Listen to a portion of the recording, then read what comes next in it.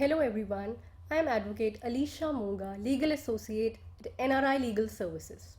I am here to apprise you all regarding succession rights of daughter under Hindu Succession Act according to the latest changes made in the Act. The concept of family is very strong in India. Post death of a person, his or her heirs can legally take obligations, right, ownership of the property left by the deceased. This video will give you an understanding of the concept of succession, inheritance, property rights with regards to daughters in India. So let me first highlight the aspects I would be covering in today's video. Firstly, I would be talking about legal journey of women from inequality to equality, wherein I will be discussing the position of women before and after 2005. Secondly, I will be talking about two types of property under Hindu law. Thirdly, I would be talking about devolution of property when father and mother dies. Lastly, I would be discussing a very recent landmark judgment passed by the Supreme Court of India. So stay tuned till the end of the video so that you don't miss any significant information.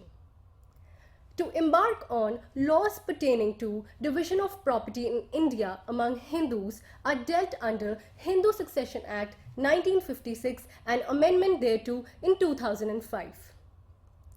Earlier, before passing of the Act, the rights of sons and daughters relating to inheritance were quite different. Previously, sons had complete right over father's property, whereas daughter has very limited right over father's estate. Once a daughter was married, she ceased to have any rights over father's property and the property passed on to son, son's son and so on.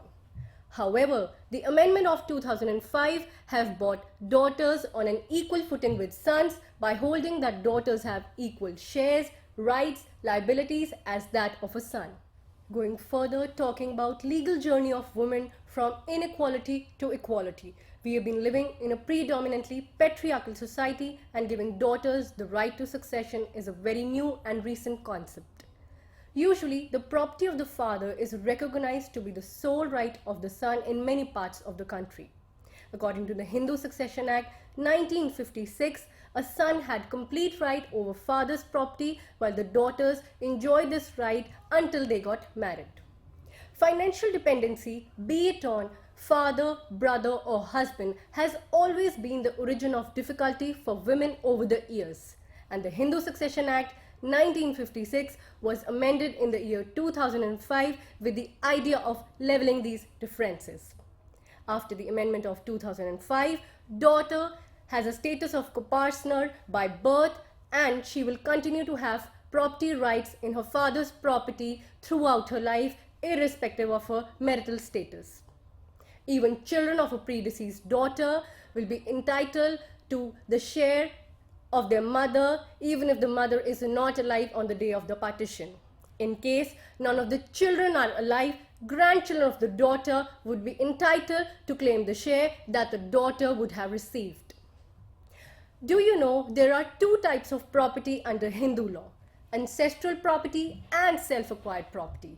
And the rights in respect to these two types of property are also different. So first, let me explain you what are these two types of property. Ancestral property. Ancestral property is a property which is inherited up to 3 generations. This property descends from father, grandfather and great-grandfather. Whereas self-acquired property is a property which is bought by the father by his own money and income. Talking about the rights of these property, in the ancestral property, the daughter has a birthright in the ancestral property of the father. That means a father cannot sell, dispose, transfer such property to any third person by excluding his rightful legal heirs. That also means, in simple words, a father cannot deprive his daughter her share in the ancestral property. In case a father has bequeathed such ancestral property in favor of some third person, a daughter will reserve a right to raise an objection. Talking about self-acquired property, the property which is bought by the father by his own money and income, a daughter does not have a birthright in the self-acquired property of her father. That means a father can alienate such self-acquired property in the favor of some third person, and the daughter will not have a right to raise an objection. However, if a father has died intestate without executing a will or without transferring such self-acquired property in the favor of some third person, the daughter will have an equal right as a son to claim an equal share in the self-acquired property of the father. We keep on receiving a lot of queries that whether a daughter has a share in her father's property.